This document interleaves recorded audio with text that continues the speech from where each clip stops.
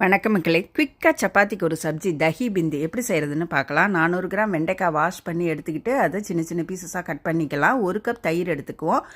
மஞ்சள் தூள், காரத்துக்கு தனி மிளகாத்தூள், கரம் மசாலா பொடி, ஜீரக பொடி, தேவையான அளவு உப்பு சேர்த்து இதை நல்லா கலந்து விட்டுடலாம். அடுப்பில் ஒரு கடாய் போட்டு 2 டேபிள் ஸ்பூன் எண்ணெய் ஊற்றி இந்த வெண்டைக்காயை நல்லா வதக்கிக்கலாம். இந்த வெண்டைக்காய்க்கு தேவையான அளவு உப்பு, கொஞ்சம் மஞ்சத்தூள் சேர்த்து இதை நல்லா வதக்கிட்டு மூடி போட்டு அந்த வெண்டைக்காய் வேகிற வரைக்கும் அதை நல்லா வதக்கிக்குவோம். இப்போ அதை ஒரு பவுலில் மாற்றிக்கலாம்.